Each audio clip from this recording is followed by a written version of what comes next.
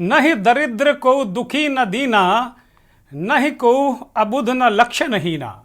सब नर करहि परस्पर प्रीति, चलहि स्वधर्म निरत श्रुत नीति। नमस्कार, मेरा नाम दुर्गेंद्र चौहान है और आप हमारा खास कार्यक्रम मंथन देख रहे हैं। मंथन की शुरुआत आज हमने इसी दोहे के साथ में की। ये बाबा गोस्वामी तुलसीदास जी का दोहा है, जिसका अर्थ ही है राम राज्य की अवधारणा। राम राज्य कैसा था और उस समय लोगों का जीवन कैसा था, साम्राज्य कैसा था, सब कुछ इन पंक्तियों के माध्यम से बाबा तुलसीदास जी ने बता दिया। कुछ इसी आधार पर देश के प्रधानमंत्री नरेंद्र मोदी ने गांधी के स्वराज रामराज की परिकल्पना और आज के मौजूदा वक्त में सरकार के कामकाज को जोड़ा है। प्रधानमंत्री दक्षिण की धर्म यात्रा पर हैं और वो कर्म यात्रा भी साथ साथ में कर रहे हैं। तमाम पुल और तमाम परियोजनाओं का लोकार्पण भी कर रहे हैं और मंदिरों के दर्शन भी कर रहे हैं। 22 तारीख की अयोध्या में प्राण प्रतिष्ठा से पूर्व जो उनका अनुष्ठान चल रहा है, 7 दिनों का विशेष अनुष्ठान, उसके तहत वो दक्षिण में धर्म यात्रा पर भी हैं। प्रधानमंत्री मोदी का रामराज कैसा है? क्योंकि रामराज की अवधारणा तो यही है कि दैहिक दैविक भौतिक तापा और राम राज्य नहीं कबहू न व्यापा। तो ये दोहा भी राम राज्य की अवधारणा को व्यक्त करता है और आज इसी पर हम बात करने वाले हैं। साथ ही विपक्ष को भी ध्यान में रखेंगे, जो आए दिन किसी न किसी तरीके से सरकार को घेरता है, बेरोजगारी, महंगाई, गरीबी को लेकर आईना दिखाता रहता है। आज का मंथन का जो विषय है, चूंकि यही है कि राम राज्य की अवधारणा और मोदी का राम राज्य और विपक्ष का जो नजरिया है रामराज को लेकर, इसी पर आज मंथन में हम बात करेंगे।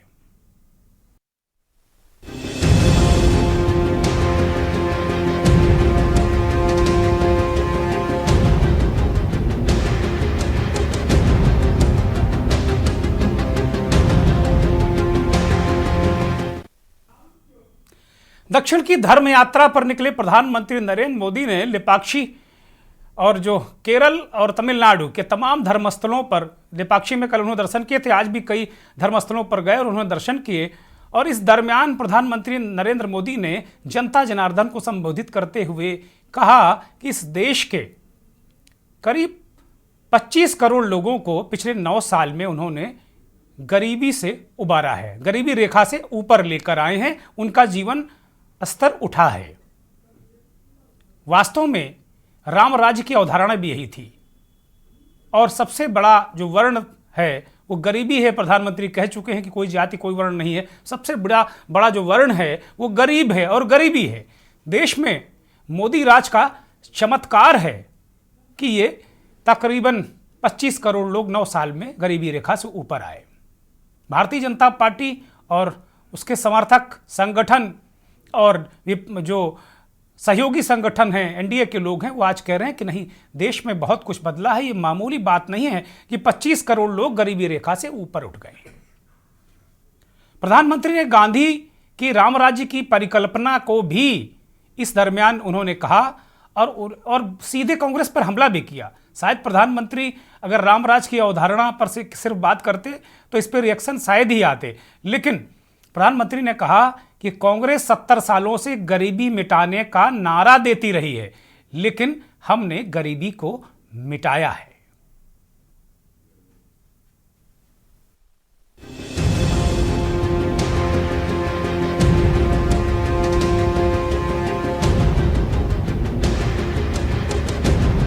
राम राज्य को लेकर हो रहे घमासान पर आए दिन किसी न किसी लीडर की प्रतिक्रिया आ ही जाती है, लेकिन आज हम मंथन में 3 विषय पर बात करने वाले हैं। पहला, रामराज की अवधारणा, दूसरा, मोदी का राम राज्य और तीसरा, विपक्ष का आईना।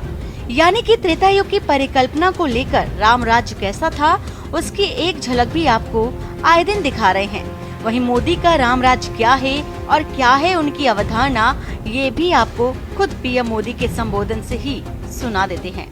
नीति आयोग ने कहा है कि हमारी सरकार के 9 साल में देश में करीब करीब 25 करोड़ लोग गरीबी से बाहर निकले हैं।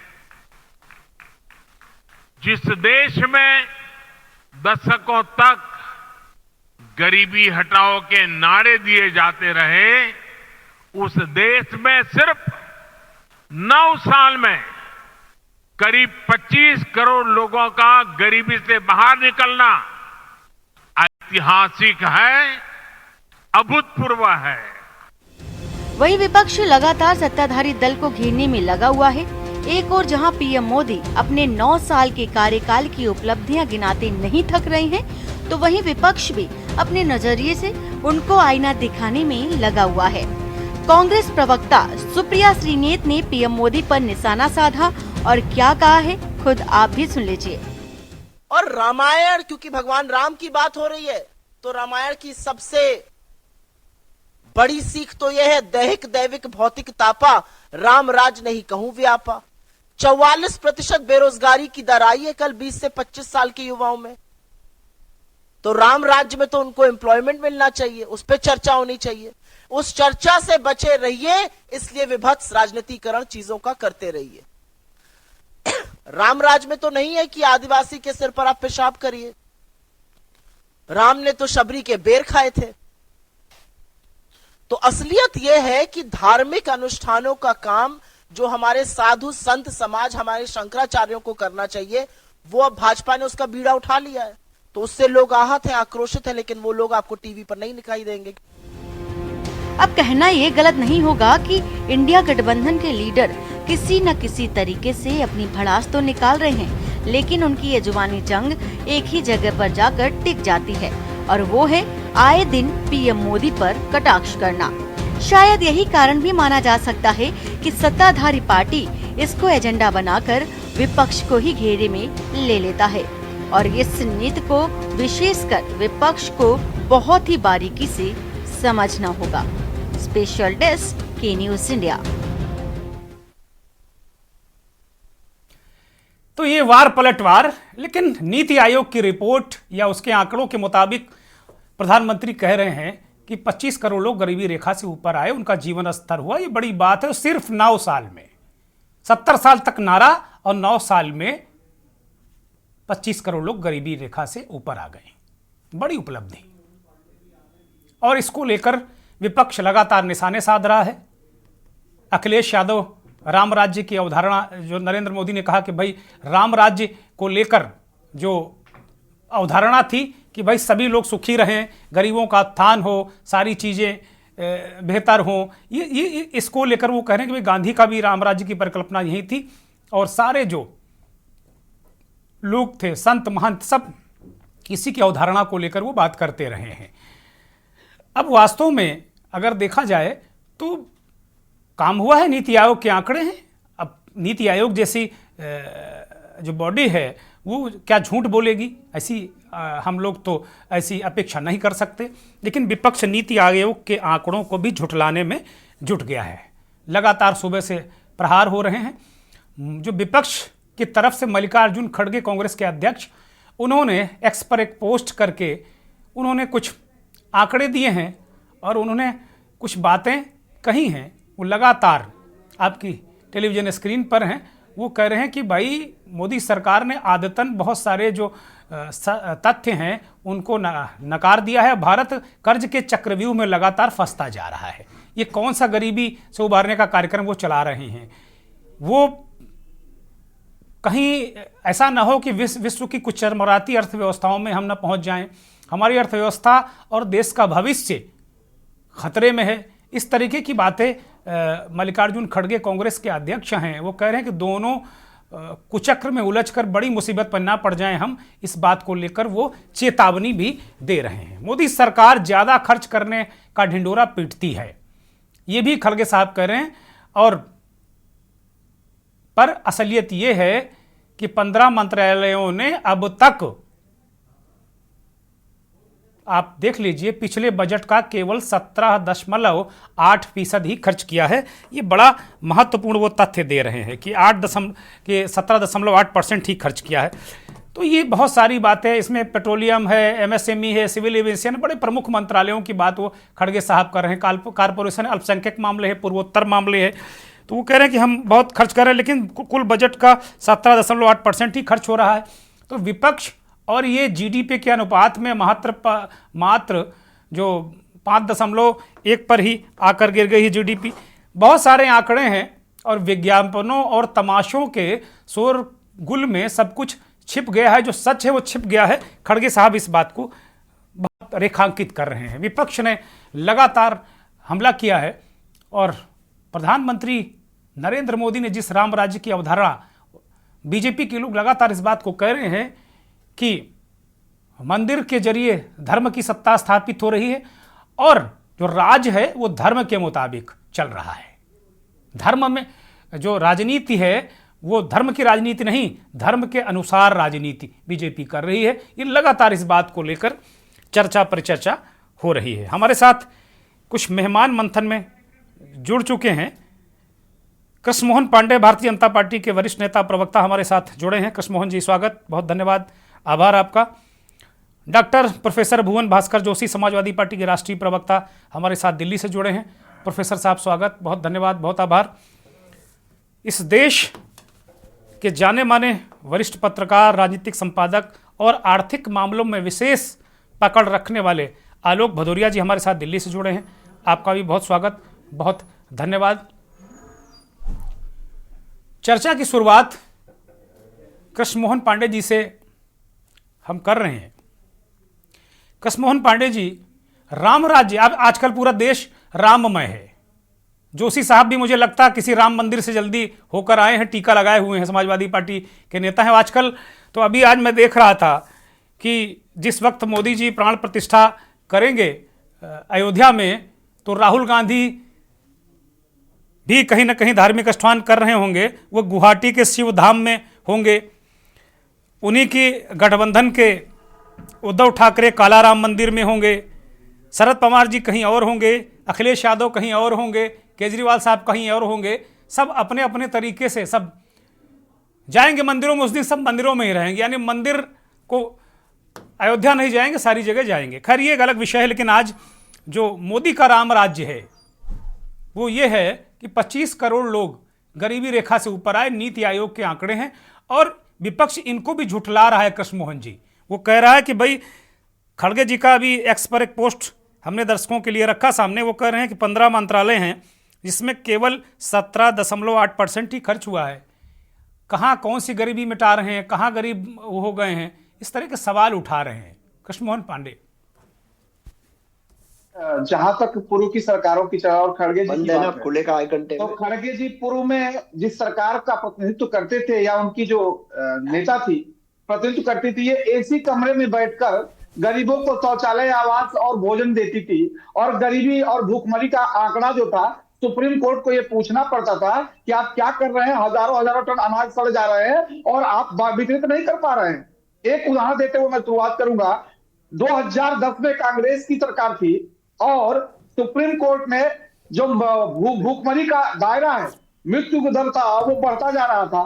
सुप्रीम कोर्ट ने सेंट्रल गवर्नमेंट से पूछा कि ये मृत्यु दर क्यों बढ़ रहा है साहब, भूखमरी के अंदर क्यों बढ़ रहा है, भूखमरी से मृत्यु क्यों हो रही है, आप जो हजारों टन, जिस देश में हजारों टन अनाज सड़ जाते हैं, इसको वितरित क्यों नहीं करते हैं। सुप्रीम कोर्ट में एफिडेविट कांग्रेस सरकार ने दिया कि हम चाहते हैं कि वितरित करें, परंतु हमारे पास ऐसी कोई व्यवस्था नहीं है, ये भ्रष्टाचार की भेंट चढ़ जाएगी। जिस देश में सेंट्रल गवर्नमेंट एफिडेविट लगाती हो कि भ्रष्टाचार की भेंट चढ़ जाएगी, वही बातें 2013 में पूरा सरकारों के, राज्य सरकारों को किया जाता है, और राज्य सरकारों का आंकड़ा और जो एफिडेविट है वही रहता है। परंतु भारतीय जनता पार्टी की 2014 में सरकार बनती है और 2024 तक लगातार अन्न वितरण कर रहे हैं हम, कहीं भी भ्रष्टाचार की एक सुगबुगाहट तक नहीं है, क्योंकि हमें चिंता है उस समाज के अंतिम पायदान पर खड़े व्यक्ति की, उस आदिवासी की, उस गरीब की, उस दलित की, जो इन 70 वर्षों के कालखंड में उनके जो राजनीतिक अधिकार हैं, उनके जो नैतिक अधिकार हैं, जो उनके आर्थिक अधिकार हैं, वो तो गौण हैं। उनके जीवन जीने के लिए रोटी की जो व्यवस्था थी, ये सरकारें नहीं कर पाती थी। और आज जब भारतीय जनता पार्टी के और देश के यशस्वी प्रधानमंत्री नरेंद्र मोदी जी के नेतृत्व में हम आवास दे पा रहे हैं, हम शौचालय दे पा रहे हैं, हम डीबीटी के तहत किसानों को उनके किसान सम्मान निधि पहुंचा पा रहे हैं, हम गैस रसोई गैस की सब्सिडी पहुंचा पा रहे हो। और एक बहुत बड़े वर्ग को कोरोना काल के बाद से आज तक वो अनाज जो ये पहुंचा नहीं पाते थे, भ्रष्टाचार की भेंट चढ़ जाती थी, भारतीय जनता पार्टी पहुंचा रही है। और लंबे कालखंड से इस देश का गरीब गुरबा परेशान व्यक्ति, उसके पास बैंक खाते नहीं थे। भारतीय जनता पार्टी ने जनधन योजना के तहत घर घर बैंक खाते खुलवा दिए। ये जितनी सुविधाएं हैं हम डीबीटी के तहत पहुंचा पा रहे हैं। और हंगर इंडेक्स की जहां तक बात कर ली जाए तो ये हम कोई मतलब सेंट्रल गवर्नमेंट कोई डाटा देती है हमारे पक्ष में तो वो गलत हो जाता है, परंतु उसी डाटा को अपने जगह फेब्रिकेट करके ये कहते हैं तो वो सही हो जाता है। साथ इस तरह के दोहरे मानक जब ये लेके जनता के बीच में जाते हैं तो 14, 17, 19, 22 होता है। और भारतीय जनता पार्टी बार बार जीत की आती है। उसके पीछे कारण है कि जनता का एक बड़ा वर्ग, इस देश का बड़ा वर्ग जो लाभान्वित हुआ है, वो आवास के रूप में, शौचालय के रूप में, सुविधाओं के रूप में, किसान सम्मान निधि के रूप में, स्वास्थ्य के रूप में, बीमा के रूप में। और वो वर्ग जो खुद को कल तक गरीब समझता था और एक ऐसी सुविधाएं जो अमीर वर्ग तक पहुंचती थी, अमीर वर्ग तक पहुंच सकती थी, अब गरीब वर्ग भी पा रहा है और वो खुद को उस अमीर वर्ग से तुलना कर रहा है। गरीब खुद को महसूस नहीं कर रहा है क्योंकि भारतीय जनता पार्टी की सरकार ने वो करके दिखाया है। हमने अपनी पहुंच प्रथम पक्ष से लेकर समाज के अंतिम पायदान पर खड़े व्यक्ति अपने अंत्योदय की परिकल्पना को पूर्ण किया है। और जिसका प्रतिफल ये है कि ये रिजल्ट आ रहे हैं कि हम लगभग 25 करोड़ लोगों को गरीबी रेखा से बाहर लेके आ पाए। ये मात्र और मात्र दृढ़ इच्छा शक्ति का संकल्पित व्यक्ति कर सकता है। और भारतीय जनता पार्टी ने पूर्ण किया है। देश के सती प्रधानमंत्री और उत्तर प्रदेश के यशस्वी मुख्यमंत्री के द्वारा ये पूर्ण हो सका है। उसके पीछे एक कारण है, हम संकल्पना से सिद्धि तक का बात करते हैं, हम संकल्प लेते हैं और सिद्धि भी वो करते हैं। जिसका प्रतिफल यह है कि आज अपना रिपोर्ट कार्ड, अपना डाटा हम जनता के लिए विकसित भारत संकल्प यात्रा के रूप में लेके जा रहे हैं। परंतु विपक्ष के पास ऐसा कोई संकल्प यात्रा नहीं है। विपक्ष के पास कोई ऐसी व्यवस्था नहीं है कि जिनको पता है कि जब ये जाएंगे तो इनसे प्रश्न होगा कि 2004 से लेकर 2014 तक आप में आपकी सरकार में क्या हुआ, 14 से लेकर 24 तक इसका समतुल्यता लेके आइए। जब समतुल्यता आएगी साहब तो भारतीय जनता पार्टी देश की जनता के लिए जो किया है जनता के समक्ष होगा। और वही जनता भारतीय जनता पार्टी को बार बार चुन रही है। और ये विपक्ष के प्रोपेगेंडे ऐसे ही चलते रहेंगे और देश की जनता बार बार भारतीय जनता पार्टी को चुनती रहेगी क्योंकि हमने संकल्प से सिद्धि तक की संकल्पना को पूर्ण किया है। ठीक बात है। इस बीच हमारे साथ कांग्रेस के युवा नेता और प्रवक्ता गौरव जैन जुड़ गए हैं। गौरव, स्वागत आपका, बहुत धन्यवाद, आभार के न्यूज़ को वक्त देने के लिए। कृष्णमोहन पांडे जी ने बड़ी महत्वपूर्ण बातें कही और आज जो विषय है कि नरेंद्र मोदी ने कहा है कि भाई 25 करोड़ लोगों को केवल 9 साल में उन्होंने गरीबी से उबारा है। और आपकी पार्टी 70 सालों तक गरीबी हटाओ का नारा ही देती रही, गरीबी नहीं हटाया, उसने गरीब हटा दिए। नरेंद्र मोदी कह रहे हैं कि भाई हमने, ये हमारे आंकड़े नहीं, नीति आयोग के आंकड़े हैं, और 25 करोड़ लोग बहुत बड़ी तादाद होती है। फिर वो उसको जोड़ते हैं कि गांधी ने जिस राम राज्य की परिकल्पना की थी कि गरीब को सबसे सशक्त होना चाहिए, गरीबी रेखा से बाहर आना चाहिए, तो गांधी के राम राज्य की अवधारणा में जैसे अभी कृष्णमोहन पांडे ने कहा कि चाहे डीबीटी के माध्यम से राहत हो, सिलेंडर हो, घर हो, शौचालय हो, मुफ्त अनाज हो, तो यही तो राम राज्य है ना गौरव जैन। और किस राम राज्य की परिकल्पना भगवान श्री राम ने की होगी? देखिए, बहुत अच्छा भाषण दिया हमारे भाजपा के मित्र ने। और अब मैं यहाँ पर जो आज एनएसएसओ और यहाँ पर नीति आयोग ने जो आंकड़े पेश करे उसके ऊपर थोड़ा सा आपको तथ्यों के बीच में रीड बिटवीन द लाइंस की बात मैं करूंगा। ये जो आंकड़ा दिया है ये उन्होंने 70 साल का कुछ नहीं दिया। सबसे पहली बात तो ये है कि अगर आप यूएनडीपी की भी रिपोर्ट देखेंगे, 7 जुलाई 2023 को भी हुई थी। यूएनडीपी कोई सरकारी या कांग्रेस या किसी की संस्था नहीं है। उसने खुद बोला था कि पिछले 7 सालों में 33 करोड़ भारतीय जो हैं वो गरीबी नीचे रेखा के नीचे आपके ढकेले गए। उसके बाद आज जो यहाँ पर नीति आयोग की रिपोर्ट आई है वो एक तरीके से मुखपत्र का काम कर रही है। हुआ है क्या कि जब यहाँ पर कोविड आया भारत में, तो 2 साल लगातार जो है वो आपकी जो इकोनॉमी है वो नीचे गिरती गई। जब इकोनॉमी नीचे गिरी उसके बाद जो प्री कोविड टाइम पे वापस से इकोनॉमी आएगी तो आप उसी चीज को बता रहे हैं कि हमने इतना ग्रोथ कर लिया। ये कोई ग्रोथ नहीं है। ये यहाँ पर जो इकोनॉमी लैग कर गई थी, जिन लोगों को आपने वापस से गरीबी रेखा में ढकेल दिया था, उनमें से कुछ लोग, वो भी पूरे नहीं आए, 85% लोग जो 2019 के पहले गरीब नहीं थे, जो गरीब हो गए थे, उनको वापस उनके 85% लोग ही आए हैं। तो ये कहना कि, और ये जो डाटा है, ये क्वांटिटेटिव डाटा 70 साल का नहीं है, ये पिछले 5 साल का डाटा है। तो आप एक बार इस चीज को पढ़ेंगे तो आपको पता लगेगा कि किस तरीके से डेटा मैनिपुलेशन करके, हेडलाइन मैनिपुलेशन करके, किस तरीके से यहाँ पर एक झूठी हेडलाइन बताई जा रही है कि हमने 70 करोड़ लोगों को लिया दिया, 35 करोड़ लोगों को लिया दिया। ये सरासर एक तरीके का झूठ फैलाया जा रहा है। और यहाँ पर आप समझिए, पॉवर्टी लाइन से बाहर नहीं लाए। यहाँ पर बात क्या करी है नीति आयोग ने? Multi dimensional poverty. Multi dimensional poverty के जो एब्जेक्ट है उसमें क्या क्या है आप समझिए। उन्होंने बोल दिया कि जिस घर में एक परिवार को अगर गैस का चूल्हा मिल गया तो वो आपका गरीबी रेखा से बाहर हो गया।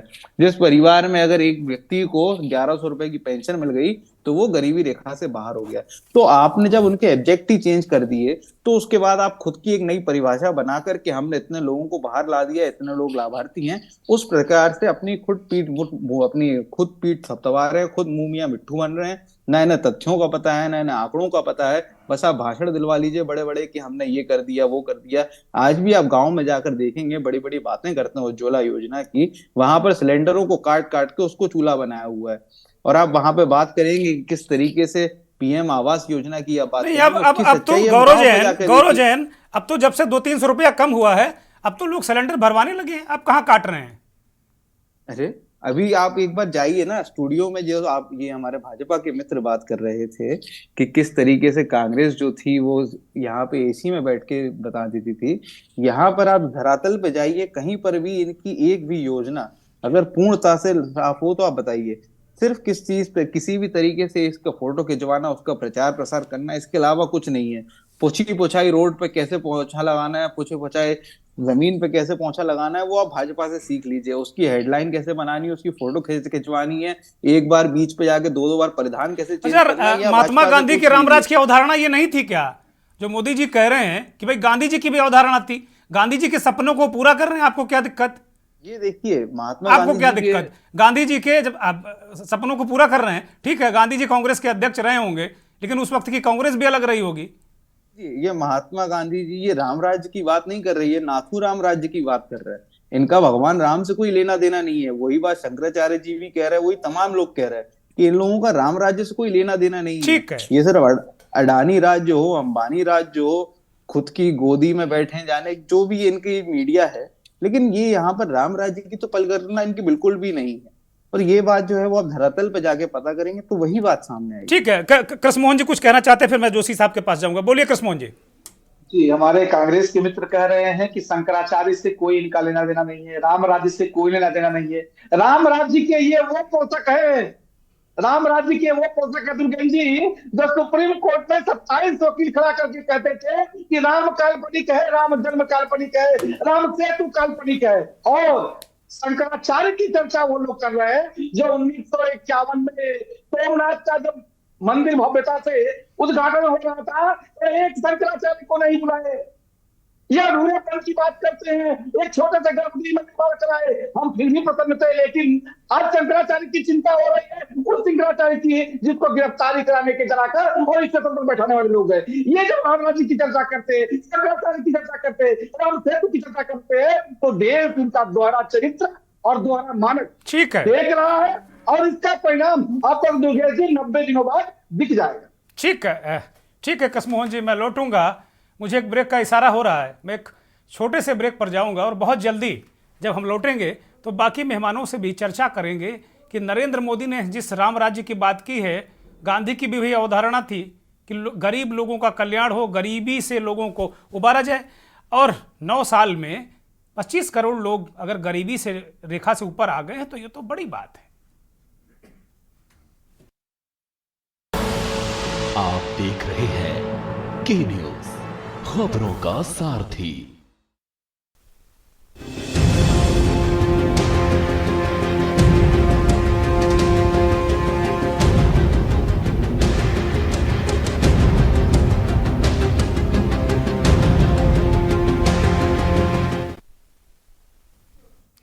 ब्रेक से लौट आए हैं और सीधे रुख करेंगे समाजवादी पार्टी के राष्ट्रीय प्रवक्ता प्रोफेसर भुवन भास्कर जोशी हमारे साथ जुड़े हैं। जोशी साहब, आपके पास आ रहा हूं। राम राज्य की अवधारणा आपके अध्यक्ष जी ने भी कुछ बताई है कि भाई गरीबों का कल्याण हो, कोई किसी को सताए नहीं। तो गरीबों का कल्याण तो ये सरकार कर रही है। प्रधानमंत्री जी ने कहा है कि 25 करोड़ लोग 9 साल में गरीबी रेखा से ऊपर आ गए। तो राम राज्य अगर पूरी तरह स्थापित नहीं हुआ तो उस ओर तो हम 2-4 कदम तो बढ़ ही गए हैं, और बाकी सारी चीज़ें धर्म संगत, न्याय संगत चल रही हैं। वो कह रहे हैं कि केवल जो पूर्व की सरकारें रही हैं वो केवल आंकड़ों में, भाषणों में बस डाटा दिखाती रही हैं, सारा प्रस्तुत करती रही, लेकिन वास्तव में गरीबी हटी नहीं थी। तो अब दिक्कत क्या है विपक्ष को?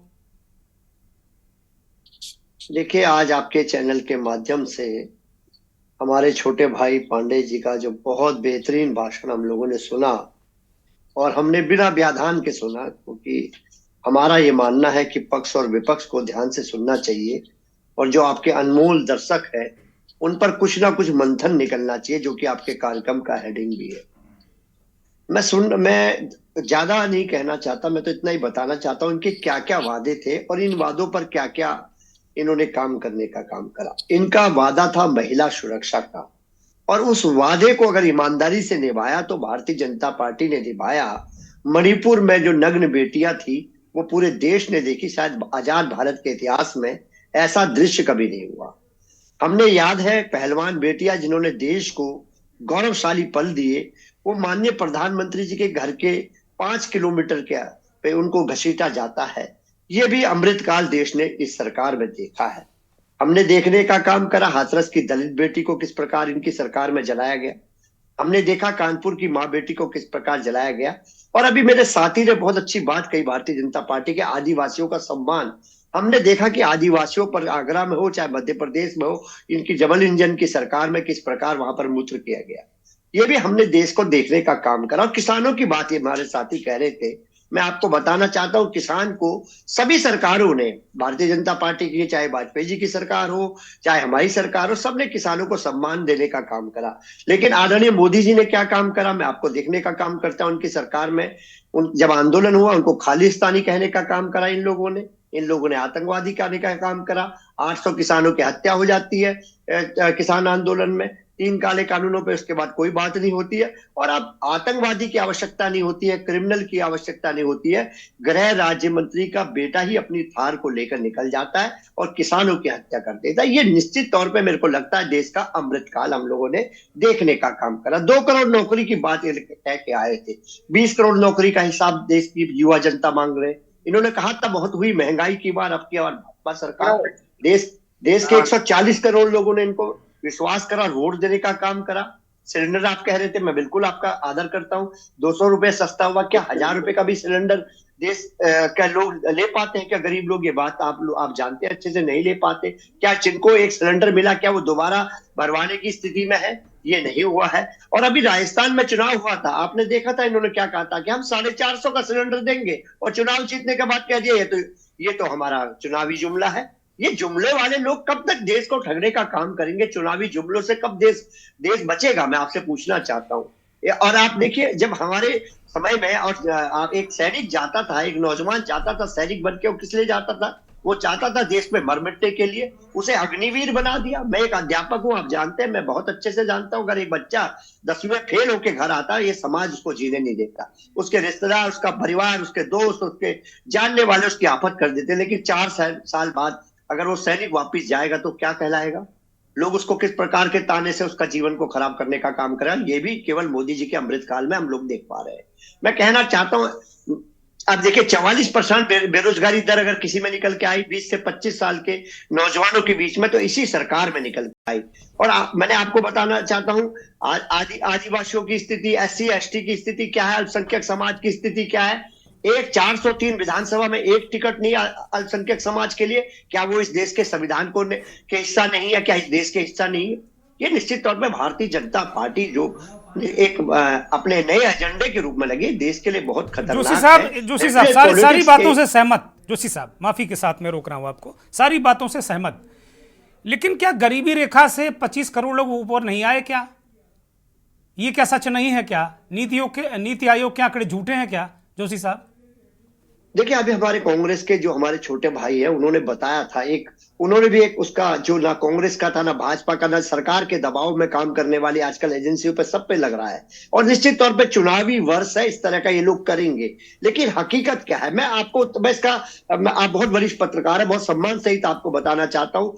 अभी अभी जो इन्वेस्टमेंट हुआ था वो जमीन में कितने एम्प्लॉयमेंट लग पाए, कितनी फैक्ट्री लग पाई, जब सरकार के लोगों से पूछने का हम लोग काम करते हैं तो उनके हाथ खाली निकलते हैं, क्योंकि वो हवाई शगुफा था।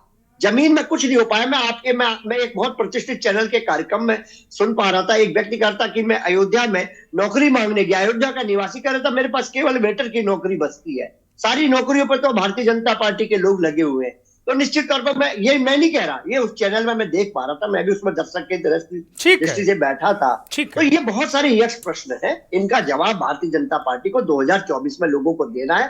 खासतौर पर जो चुनावी जुमले इन्होंने कहा था उनका जवाब देना है। ठीक है, मैं आलोक भदौरिया जी के पास जाऊं, इससे पहले एक और हमारे साथ मेहमान महामंडलेश्वर स्वामी प्रकाशानंद महाराज जी जुड़ गए हैं। महाराज जी स्वागत, बहुत आभार और धन्यवाद आपका के न्यूज़ को वक्त देने के लिए। मैं आऊँगा आपके पास। भदौरिया जी को चर्चा में शामिल कर रहा हूँ। भदौरिया जी, ये तो बहुत अच्छी बात है कि देश के 25 करोड़ लोग गरीबी रेखा से ऊपर आ गए, लेकिन ये विपक्ष के लोग कह रहे हैं कि भाई 44% अगर बेरोजगारी दर है वो भी सर्वोच्च है। तो ये क्या दोनों बातों का कोई रिलेशन है क्या? लोग बेरोजगार हैं फिर गरीबी रेखा से कैसे ऊपर उठ गए, या फिर बेरोजगारी दर झूठी है?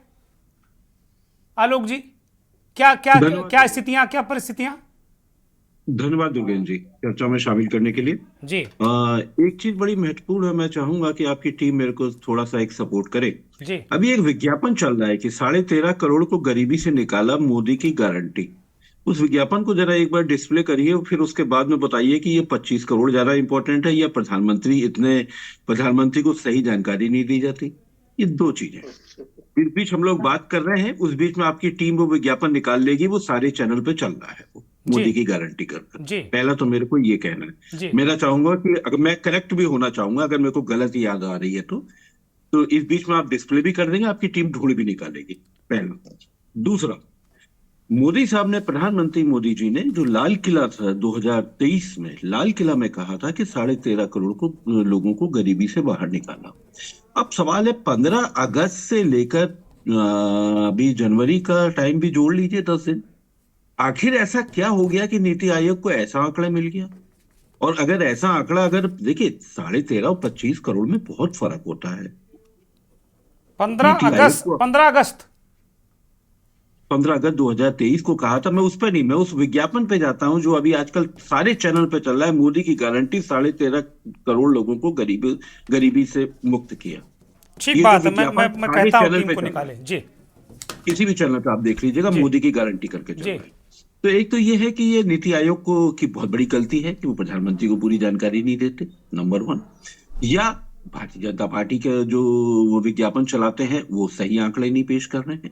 एक तो ये विसंगति है, इनको छोड़ दीजिए, मैं इस पे जाता भी नहीं, बहुत ज्यादा फोकस नहीं करता। ये मामूली सी टेक्निकल गलती है, 10-12 करोड़ की, छोड़ दीजिए इसको। नहीं आलोक जी ऐसा भी हो सकता ना कि बढ़ भी हो सकता है, निकल आए उतने दिनों में, अगस्त से लेके आज जनवरी है, तो ये भी संभव है कि इतने लोग गरीबी रेखा से 13 करोड़ बाहर निकल आए हो। ये भी तो हो सकता है एक पहलू। बिल्कुल निकल आए हो, इसमें कोई शक ही नहीं है, हमेशा निकल सकते हैं। आंकड़ों में तो हमेशा एक पारदर्शिता रहनी चाहिए ना। अभी जैसे एक वो एनएसओ ने एडवांस एस्टिमेट दिया है कि 7.3% आएगी जीडीपी की ग्रोथ, और वही एक आरबीआई है वो कहता है कि वो 7% ही रहेगी। तो सवाल है कि कहीं तो एक चीज टिकनी चाहिए ना। मैं तो सरकार के आंकड़े की बात करता हूँ, दूसरी नहीं बात करता। अगर आप दूसरी बात करेंगे तो फिर एक सवाल ये भी उठेगा, निश्चित तौर पे गरीबी से रेखा से बाहर आते हैं, बिल्कुल आते हैं, इसमें कोई भी शक नहीं है। लेकिन महत्वपूर्ण चीज क्या है? महत्वपूर्ण चीज ये है कि हंगर इंडेक्स में हम कहां खड़े हुए।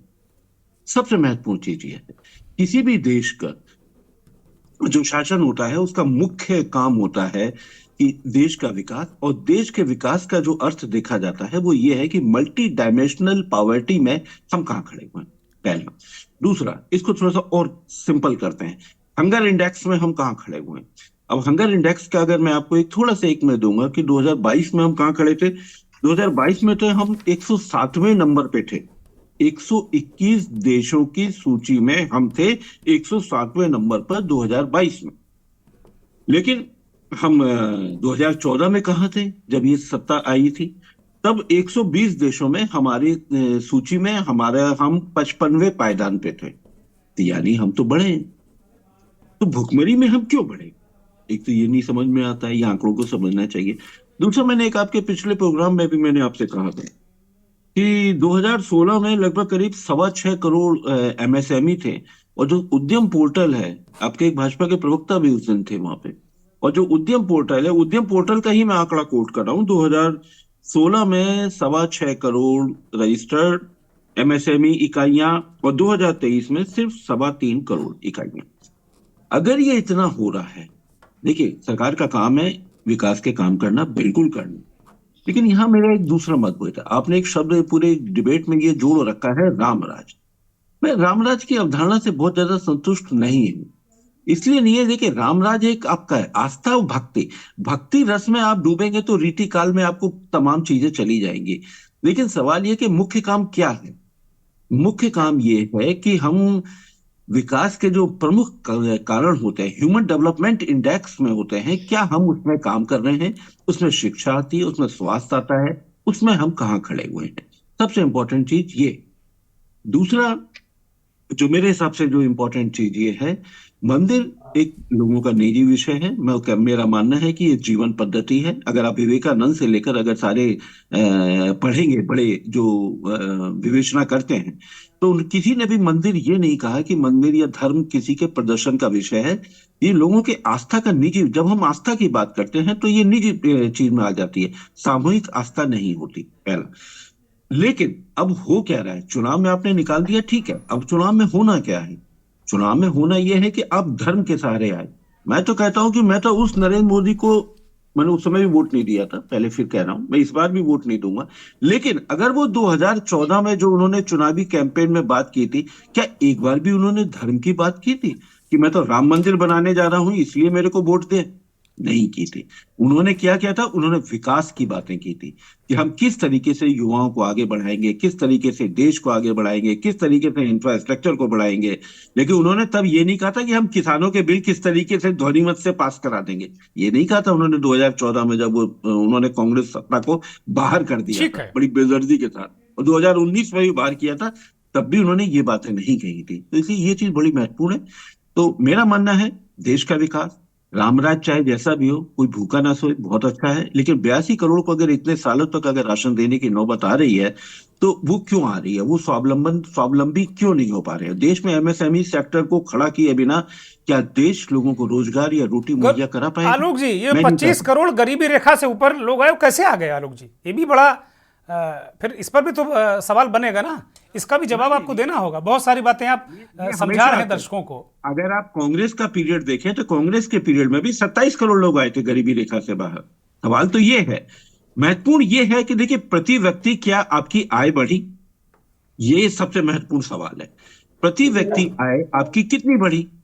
अगर नहीं बढ़ रही है तो ये एक सबसे चिंताजनक विषय है। अरबपतियों की संख्या कितनी बढ़ी? ये भी एक विषय है। तो ये इसी को कहते हैं कि एक के शेप अर्थव्यवस्था जा रही है। अमीर और अमीर हो रहा है और गरीब और अमीर हो रहा है, गरीब हो रहा है। अगर देश का प्रधानमंत्री अगर ये कहते हैं कि मुझको 5 साल तक, हमको इसको विवेचना करने की जरूरत है, बस मैं आखिरी शब्द कहकर बढ़ रहा हूं। अगर देश के प्रधानमंत्री कहते हैं कि मैं अगर अपने 5 साल तक लोगों को मुफ्त राशन की योजना में देना चाहता हूं, तो मेरा सवाल यह है कि पिछले 4 सालों में अगर अरबपतियों की संख्या अगर ये इतनी तेजी के साथ बढ़ती जा रही है, तो क्या हम ये पुष्टि नहीं करता कि ये केशव रिकवरी है कि गरीब और गरीब हो रहा है? कि अब अगले 5 सालों तक आप उसको स्वावलंबी नहीं बना पा रहे हैं, एमएसएमई सेक्टर नहीं खड़ा कर पा रहे हैं? ये एक बड़ा सवाल है और इसके ऊपर मुझे लगता है कि ध्यान दिए जाने की जरूरत है। ठीक है कृष्णमोहन जी, बड़ा कई बड़े सवाल खड़े किए हैं आलोक जी ने। वो कह रहे हैं कि भाई एक तो अचानक अगस्त से लेकर अब तक 13 करोड़ से अचानक 25 करोड़, मैं कोई आश्चर्यचकित नहीं हूँ। हो सकता है सरकार ने इतना काम किया हो और 25 करोड़ हो गए हो। वो कह रहे हैं 27 करोड़ पहले भी एक बार उबर चुके हैं। लेकिन जो मूल प्रश्न उठाए हैं उन पर आप क्या कहना चाहेंगे? जो आलोक जी ने मूल प्रश्न उठाए हैं और सीधे टू द पॉइंट। जहां तक ये आंकड़ा बढ़ जाने की जहां तक बात है, तो भारतीय जनता पार्टी का ये आंकड़ा नहीं है। ये आंकड़ा उस एजेंसी का है जो देश में लंबे कालखंड से कार्य कर रही है। दूसरा, 12 जो मानक रखे गए हैं उन 12 मानकों को पे तैयार किया गया ये आंकड़ा है।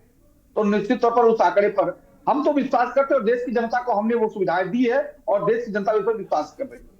दूसरा विषय कि पहले भी ये आंकड़े आते रहे, हाँ साहब बिल्कुल स्वीकार करता हूँ, दरिया जी की इस बात को मैं स्वीकार करता हूँ, आके आते रहे हैं, परंतु कौन से आंकड़े? जिसकी आय 23 रुपया रोज हो वो गरीबी रेखा से बाहर का है, यही आंकड़ा था। इसी पे आपने 27 करोड़ लोगों को बाहर किया। और अभी जो 12 मानक तय किए गए इनमें हमारे 24-25 करोड़ लोग बाहर आए। इन दोनों के अंतर को देखना होगा, फिर तय करना होगा क्या सही क्या गलत। भारतीय जनता पार्टी देश के हित में और देश की जनता के लिए काम करती है। एक सवाल कृष्ण मोहन जी, एक सवाल बड़ा महत्वपूर्ण उठाया एमएसएमई को लेकर। 2000 एमएसएमई एक ऐसा सेक्टर है जिससे एक बहुत छोटे जो बहुत कम आय के लोग होते हैं वो उससे लाभान्वित होते हैं, उनको रोजगार मिलता है, वो गरीबी से ऊपर आते हैं। मुझे लगता है जो सीधे एक आम आदमी समझता है कि हमको रोजगार मिलेगा तो हमारी गरीबी मिटेगी, एक सीधा सीधा रिलेशन रोजगार का गरीबी से है। 2016 में 6.15 करोड़ एमएसएमई थे, ये 23 में घटकर 3.15 हो गए, ऐसा आलोक जी कह रहे हैं। ये इस पर कुछ आपके पास कोई जानकारी है? चाहे तो चेक कर सकते हैं। आलोक जी एक बात स्पष्ट कर दूं, दुर्गेश जी, भारतीय जनता पार्टी की सरकार आने इसके पहले जितने भी उद्यम पोर्टल या उसके पहले जो एमएसएमई चलती थी ना, वो कागजों पे ढेर सारी ऐसी एमएसएमई थी जो कागजों पे चलती थी। और जब हमने उस पर जांच का दायरा बढ़ाया, जब उस पर जांच का दायरा बढ़ा तो कई ऐसी एमएसएमई तो बंद हो गई कागजों पे। परंतु जो वास्तविक स्वरूप भारतीय जनता पार्टी ने शुरू किया और उस पर जांच के बाद उनको लोन देना, उनके उद्यम की व्यवस्था को आगे बढ़ाना, ये धीरे धीरे तेजी से आगे बढ़ रही है। और आप आगे देखेंगे कि जो एमएसएमई भारतीय जनता पार्टी के कार्यकाल में प्रारंभ हो रहे हैं वो रोजगार के नए अवसर सृजन कर रहे हैं। हम कागजों पे कृष्ण मोहन जी एक बड़ा आंकड़ा है, कृष्ण मोहन जी एक बड़ा आंकड़ा, 3 करोड़ फर्जी निकल गया। इसका मतलब आप अगर कह रहे हैं कि फर्जी थे तो मतलब 6.25 करोड़ में 3.15 करोड़ ही बचे, यानी 3 करोड़ फर्जी एमएसएमई निकल गए, तो बहुत बड़ी बात है। देता हूं अब तक तो ईडी और सीबीआई को खोद डालना चाहिए था उन फर्जी लोगों को। एक उदाहरण देता हूं दुर्गेश जी।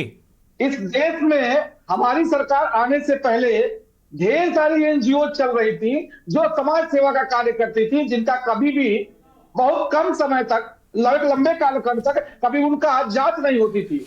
जब हमारी सरकार ने हमने कहा कि जितने भी एनजीओ हैं उनका अब उनकी जांच होगी, ढेर सारे एनजीओ स्वतः ही बंद हो गए। तो ये एक आंकड़ा था देश का जो कागजों पे कांग्रेस सरकार और उनके सहयोगी दल चलाते थे। भारतीय जनता पार्टी की सरकार आने के बाद हमने बेहतर ढंग से कार्य करके रोजगार सृजन के लिए कार्य किया और जिसका प्रतिफल अब दिखने लगा है। अच्छा, हंगर इंडेक्स की आप भी बात कर रहे थे, आलोक जी ने भी कर दी कि 14 में 55 पर थे और अब 23 आते आते हम 117 पे पहुंच गए। 107 शायद चेक कर लीजिए। 107 पे। जी जी जी दुर्गेश जी एक बात आपको स्पष्ट कर दूं कि जो जिस आंकड़े की चर्चा हो रही है तो वही आंकड़ा भी अभी सामने 12 डायमेंशनल मल्टी डायमेंशनल एक आया है, इसको भी तो स्वीकार करना होगा। हाँ बिल्कुल बिल्कुल, मैं कह रहा हूं इसे स्वीकार करना होगा, बिल्कुल स्वीकार करना होगा भाई।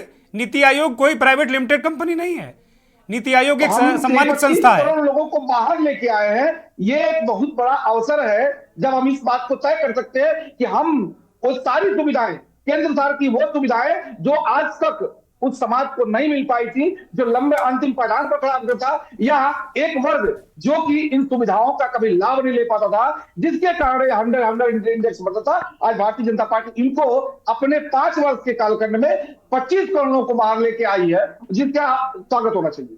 ठीक बात है। मैं स्वामी महामंडलेश्वर प्रकाशानंद जी महाराज को चर्चा में शामिल करता हूं। माफी के साथ में महाराज जी आपके पास आ रहा हूं। एक तो राम राज्य की अवधारणा जरा बता दीजिए, और अगर हम तुलना करें, चूंकि प्रधानमंत्री जी ने कहा है कि भाई 25 करोड़ लोग गरीबी रेखा से ऊपर उठे और गरीब कल्याण ही राम राज्य की अवधारणा एक सामान्य आदमी मानता है, तो उसको लेकर जैसे कहा गया ना, दैविक दैविक भौतिक तापा, राम राज्य नहीं कबहू न व्यापा। तो महाराज जी राम राज्य की अवधारणा से अगर आज की तुलना करें तो उसे आप कहां खड़ा पाते हैं? प्रकाशानंद जी महाराज अनम्यूट करिए। राम राज्य अवधारणा का मतलब राज्य में कोई दुखी नहीं हो, सबके साथ न्याय हो। राम राज्य उसी को कहते हैं। और जब कांग्रेस की शासन थी या यूपीए की शासन थी तो हिंदुओं को न्याय नहीं मिलता, राम राज्य कैसे हो सकता है? जहां एक बड़े वर्ग जो देश में रहते हो उन्हीं के साथ न्याय नहीं हो, उन्हीं का कोई बात सुनने वाला नहीं हो, तो राम राज्य कैसे हो सकता है? आज जब बीजेपी की शासन आई, एनडीए के शासन आई, तो सभी वर्गों को, चाहे वो हिंदू हो, मुस्लिम हो, सिख हो, ईसाई हो, जैन हो, धर्म हो, अपनी बातों को रख सकते हैं और उनके साथ न्याय होता है। इसी को राम राज्य कहते हैं, जहां सबकी बात सुनी जाए, सबको न्याय दिया जाए, उसी को राम राज्य की अवधारणा कहते हैं। अब आते हैं हम गरीबी पे। तो गरीबी पे अगर 25 करोड़ लोग बाहर आए तो इसका तो स्वागत करना चाहिए, इसमें कोई दुखी की बात तो नहीं है। हम तो चाहते हैं कोई गरीब रहे ही नहीं, ऐसे सरकार काम करे कि कोई गरीब रहे ही नहीं, सबको रोजगार दिया, सबको नौकरी दिया जाए, उसकी व्यवस्था सरकार को करनी चाहिए और सरकार कर रही है। और राम राज्य की तभी स्थापना हो पाएगी, तभी राम राज्य हम कहें, जब सबको न्याय मिलेगा, सब गरीबी रेखा से ऊपर आएंगे, किसी को कष्ट न होगा, तभी हम राम राज्य की कल्पना कर सकते हैं, तभी राम राज्य की अवधारणा कर सकते हैं। और किसी एक वर्ग को कष्ट हो, किसी एक वर्ग की बात सुनी जाए, जो यूपीए के शासन काल में आज तक होता रहा है। आज सभी लोग प्रसन्न है, चाहे वो मुस्लिम हो, हिंदू हो, बौद्ध हो, सिख हो, ईसाई हो, जैन हो, तो यही धीरे धीरे धीरे धीरे राम राज्य आ रही है। जहां राम को ही काल्पनिक कहा जाता था, जहां राम सेतु को ही मानने वाले नहीं थे, रामचरितमानस को मानने वाले लोग नहीं है, वो राम राज्य को क्या समझेंगे और वो राम राज्य की क्या बात कर सकते हैं? ठीक बात जो है लोग जी। रामचरितमानस को ही नहीं मानते, जैसे स्वामी प्रसाद मौर्य एक है। महाराज जी जो मोदी राज है उसकी कहीं तुलना कर सकते हैं क्या? हम कहीं आसपास है वो राम राज्य के क्या? आप लोग ऐसा मानते हैं क्या? जी, मोदी राज को राम राज्य की तरफ जाते देख रहे हैं क्या आप? राम राज्य की तरफ भी जा रहा है और भारत विश्व गुरु के बनने की तरफ भी जा रहा है। बहुत जल्दी भारत विश्व गुरु भी होगा और आज 500 वर्षों के बाद राम मंदिर बनने जा रहा है, तो समझिए राम राज्य की पहली नींव रख दी गई है और हम उस ओर धीरे धीरे आगे बढ़ रहे हैं और राम राज्य की स्थापना भी हो रही है, जहां हिंदुओं की बात भी सुनी जा रही है, सरकार में मुस्लिमों की नहीं। तो आप उत्तर प्रदेश की बात करता हूं ना मैं, क्या स्थिति थी सपा के शासन में? हिंदू सर उठा करके नहीं चल सकता था। आज हिंदुओं का स्वाभिमान लौटा, लेकिन वहां मुसलमानों को भी योगी जी के शासन में कोई दिक्कत नहीं है। नहीं तो पहले अखिलेश जी का शासन रहा या मुल्ला मुलायम का शासन रहा तो मुसलमानों का वर्चस्व होता था, हिंदू अपने सर उठा करके नहीं चल सकते थे। हजारों लोगों पे गोलियां चलाई गई, आज तो कहीं किसी मुसलमानों पे गोली नहीं चलाई गई। योगी जी का शासन है, सबके साथ नया है। मोदी जी का शासन है, आज तो किसी मुसलमानों पर, ईसाइयों पर गोली नहीं चलाई जा रही है। तब कार सेवकों पर गोली चलवाया गया, तो वो राम राज्य की बात क्या करेंगे? वो राम राज्य की अवधारणा क्या कर सकते हैं? वो राम राज्य की कल्पना क्या कर सकते हैं? वो राम राज्य में क्या शामिल? ठीक है, ठीक है। अब मैं प्रोफेसर भुवन भास्कर जोशी को पुनः चर्चा में लेकर आ रहा हूं। जोशी साहब, बहुत सारे सवाल विपक्ष पर प्रकाशानंद जी महाराज ने उठाए। उन्होंने कहा कि भाई आप लोग क्या किस मुंह से राम राज्य की अवधारणा की बात करेंगे, किस मुंह से आप राम राज्य की बात करेंगे? आपको तो इसका हक ही नहीं है। और राम राज्य की स्थापना के लिए नींव मोदी जी डाल चुके हैं। उस नींव जब प्राण प्रतिष्ठा हो जाएगी तो एक कंक्रीट कदम राम राज्य की तरफ बढ़ जाएगा। जोशी साहब। आदरणीय आलोक जी ने बहुत सारे आंकड़े बताए। एक आंकड़ा, मैं भी थोड़ा सा पॉलिटिकल साइंस का, कानून का विद्यार्थी हूं, उनसे उनके बराबर तो मुझे अनुभव नहीं है, लेकिन थोड़ा मैं भी जानना चाहता हूं भारतीय जनता पार्टी के प्रवक्ता साथी से कि प्रति व्यक्ति कर्जा देश के लोगों पे जो बढ़ गया है और पूरे देश पे जो बढ़ गया है, प्रति जो हमारा कर्जा है, उसके बारे में भी थोड़ा सा बात करिए। और मैं आदरणीय स्वामी जी की बात का जवाब देना चाहता हूँ। आदरणीय स्वामी जी, मैं आपको बताना चाहता हूँ, जो योगी जी का बुलडोजर है वो एक पक्षी चल रहा है। अभी भारतीय जनता पार्टी के 3 कार्यकर्ता बीएचयू की पढ़ने वाली लड़की का रेप करते हैं और 2 महीने वो गायब हो जाते हैं मध्य प्रदेश प्रचार में, और वो फिर उसके बाद 2 महीने बाद गिरफ्तार होते। जबकि अन्य धर्म, अन्य जाति, अन्य वर्ग के वो लोग होते तो तुरंत वो बुलडोजर निकल पड़ता, लेकिन वो बुलडोजर अभी बिल्कुल खराब हो गया, उसकी सर्विस भी नहीं हो पा रही, ना तेल हो पा रहा, वरना वो बुलडोजर योगी जी निकाल देते। अब मैं आना चाहता हूँ आपके रामराज के विषय में। राम राज्य में हम लोग क्या देख पाते थे, जो रोहिल वेमुला आपने नाम सुना होगा, उसको आत्महत्या नहीं करने पा रही थी, वो दलित लड़का था। मैं आपको बताना चाहता हूँ कि रामराज में क्या होता था। रामराज का मतलब ये नहीं होता कि आपके दूसरी लोकतांत्रिक तरीके से जो चुनी हुई सरकार है उनको आप गिरा दो। महाराष्ट्र में आपने गिराई, गोवा में आपने गिराई, आप हैं किस प्रकार आप मध्य प्रदेश में आपने गिराई, तो ये भी आप राम राज्य की कल्पना से बाहर है। और राम राज्य में क्या होता था, राम राज्य का मतलब ये नहीं होता कि अस्त्र जो निकलते थे, आज तो अस्त्र अलग तरह के, आज के जो अस्त्र है वो है सीबीआई, इनकम टैक्स, आईडी। ये आज कैसे विपक्षियों पर निकलने का काम करते हैं ताकि उनकी राजनीतिक जो है उनको कमजोर करा जाए और उनकी छवि को धूमिल करा जाए। ये कौन सा रामराज योगी जी और मोदी जी देश को देना चाहते हैं। किसानों के बारे में मैं पहले बता चुका, तब आप जुड़ नहीं पाए थे। किसानों को जितने बुरे अपमान झेलना पड़ा, जितनी बुरी बुरी बातें सुननी पड़ी आदरणीय मोदी जी और आदरणीय योगी जी की सरकार में, ऐसा कभी इस भारत में नहीं हुआ। मेरे को लगता है कि महाराज जी करें, आप लोगों ने गोली चलवाई, आपको तो राम का नाम लेने का हक भी नहीं है। आप लोगों ने गोली चलवाई, निहत्थे लोगों को मरवाया। दुर्गेश जी आपको पता है मैं पॉलिटिकल साइंस का स्टूडेंट हूं, मैं भागूंगा नहीं। जब कोई भी मुख्यमंत्री की शपथ लेता है, वो शपथ लेता है संविधान की रक्षा करने का। वो शपथ लेता है कि किसी प्रकार उसके राज में दंगे ना हो जाए, उपद्रव ना हो जाए। वो जो पालन करा था वो संवैधानिक दायित्व का पालन करा था, और उसका हमें कोई वो भी नहीं है, खेद भी नहीं है, वो उनका दायित्व था। क्यों नहीं उनको सजा हुई, वरना उनको माननीय नेताजी को सजा होनी चाहिए थी अगर उन्होंने अपने संवैधानिक दायित्व का पालन नहीं किया। और किसको सजा हुई ये भी देश ने देखा, भारतीय जनता पार्टी के नेता को। और दंगे फैलाने वाले लोग रामराज में, अभी इनका मुजफ्फरनगर का एक एमएलए, उसको उसकी सदस्यता भी चली गई, उसकी पत्नी जनता की अदालत में गई, उसे जनता ने भी बैरिंग करने का काम करा और चुनाव भी हार गया मुजफ्फरनगर। ठीक है, एमएलए मैं बीजेपी के नेता से जवाब ले लेता हूं, चूंकि मेरे पास अब थोड़ा सा वक्त है। कृष्णमोहन जी मैं आपके पास आ रहा हूं। कुछ सवाल समाजवादी पार्टी के प्रवक्ता ने उठाए हैं, आप मुझे लगता है आपको उनका जवाब देना चाहिए, और बहुत संक्षिप्त में, क्योंकि मेरे पास अब वक्त बहुत कम है और मैं इस कार्यक्रम को समाप्त करूंगा। दुर्गेश जी, हमारे साथी समाजवादी साथी ने कहा कि बुलडोजर जाति देखती है और जात देखकर चलता है। साहब ये आपका आंकड़ा है, एनसीआरबी का आंकड़ा है कि उत्तर प्रदेश में जिस जाति की चर्चा कर रहे हैं उसमें मात्र 1.5% लोगों पर बुलडोजर चला है, मात्र 1.5% लोगों पर। और खुद के बोलता हूं, जिस मुस्लिम जाति की चर्चा कर रहे हैं मुस्लिमों पर 1.5% मुकदमा बुलडोजर चला है, बाकी लगभग 98% जो बुलडोजर है अपराधियों पर, भ्रष्टाचारियों पर और इस प्रदेश में दंगा करने वाले लोगों पर चला है। और वो जब उन पे बुलडोजर चलता है तो दर्द आपको होता है। तो वो कौन लोग हैं, अपराधियों को पल्लवित करने वाले कौन लोग हैं, ये प्रदेश देख रहा है। दूसरा, आपने बीएचयू की घटना की चर्चा की। बीएचयू में के लोग, जो घटना हुई, जो लोग थे, भारतीय जनता पार्टी ने ये नहीं कहा कि हमारे कार्यकर्ता इनको छोड़ दीजिए। कृष्णमोहन जी खत्म करिए, कृष्णमोहन जी खत्म करिए। और मैं क्या दुर्गेश से छोटा सा उदाहरण देना चाहूंगा, छोटा सा उदाहरण कंप्लीट करिए। कृष्णमोहन जी कंप्लीट करिए। अतीक अहमद जिसने राजू पाल की हत्या पांडे जी, वो दो महीने वो चुनाव प्रचार में गया।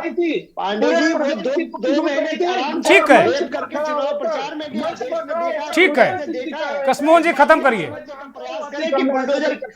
ठीक है जोशी साहब वक्त नहीं है मेरे पास। अंतिम टिप्पणी आलोक भदौरिया जी। कृष्णमोहन जी, बलात्कार करने वाला व्यक्ति कृष्णमोहन पांडे कंप्लीट करिए। आलोक जी अंतिम टिप्पणी, कार्यक्रम की अंतिम टिप्पणी जी। हाँ दुर्गेश जी, मेरा मानना है कि आंकड़ों को कभी भी जैसे अलग करके नहीं देखना चाहिए कि वो इतने करोड़ को बाहर निकाल दिया गया, तो इससे आंकड़ों की सच्चाई नहीं पता चलती है। सच्चाई के लिए एक आपको प्रतिशत पे भी जाना पड़ेगा कि कितनी प्रतिशत आबादी के हम लोगों ने उसका उत्थान किया। तो मैं इसके लिए आपको एक बात करूंगा कि जैसे एक आंकड़ा मैं आपको लेटेस्ट देता हूं। अभी 12 जनवरी को रिपोर्ट आई है गोल्डमैन सैक की, बड़ी प्रतिष्ठित कंपनी है, हालांकि कुछ लोग सहमत नहीं होंगे। तो उसमें तो यह है कि $1,500 कमाने वाले लोगों की संख्या कितनी है, 72 करोड़। ये प्रतिशत कितना हुआ? अब यहाँ पर प्रतिशत बहुत महत्वपूर्ण है। अगर आपकी आबादी अगर ज्यादा बढ़ रही है तो प्रतिशत तो नीचे गिर जाएगा ना, और आबादी घट रही है तो प्रतिशत अच्छा हो जाएगा। तो ये दोनों चीजें प्रतिशत भी लेना चाहिए। अब इसमें यह है कि 72 करोड़ है जो $1,500 कमाते हैं, तो ये प्रतिशत कितना हुआ? प्रतिशत हुआ 49.7%। और 1,500 से 2,500 कमाने वाले ये कितने लोग हैं? ये है संख्या है 29.4 करोड़, और ये प्रतिशत में होता है 20.3%। अगर इन दोनों को मिला लेंगे तो ये 50 से लेकर मतलब ये 70% की जो आबादी है, जो 1,500 से लेकर 2,500 कमाती है। और 1,500 का मतलब क्या होता है? 1,500 का मतलब होता है, अगर ये करेंसी का रेट अगर हम एडजस्टमेंट थोड़ा बहुत करें तो लगभग करीब 1,15,00,000 के करीब का होता है। ये साल की बात कर रहा हूँ, महीने की बात नहीं कर रहा हूँ। बहुत शुक्रिया, तो बहुत शुक्रिया। आलोक जी कंप्लीट करिए जल्दी से। तो मुझे लगता है कि महत्वपूर्ण चीज है कि दोनों चीजों को देखना चाहिए, एक आंकड़ों को प्रतिशत के साथ में भी, तभी आंकड़ों की संपूर्णता और पारदर्शिता और उन तभी समझ विकसित हो पाएगी। बहुत शुक्रिया आलोक जी, बहुत शुक्रिया प्रोफेसर जोशी, बहुत शुक्रिया कृष्णमोहन पांडे जी, और बहुत बहुत धन्यवाद स्वामी प्रकाशानंद जी महाराज और सौरभ जैन, आपका भी बहुत धन्यवाद। बहुत आभार उन करोड़ों दर्शकों का जो के न्यूज़ को देखते हैं, हमारे इस खास कार्यक्रम मंथन से जुड़े रहते हैं। सवाल यही है कि वास्तव में एफर्ट मन से किए जाएं। गरीबी रेखा से निकालने की मंशा बहुत अच्छी है, प्रधानमंत्री की मंशा बहुत अच्छी है। रामराज की अवधारणा भी यही है कि गरीब का कल्याण सबसे पहले हो, लेकिन कल्याण वास्तव में हो तो वास्तव में राम राज्य आ जाएगा। बहुत बहुत धन्यवाद, नमस्कार।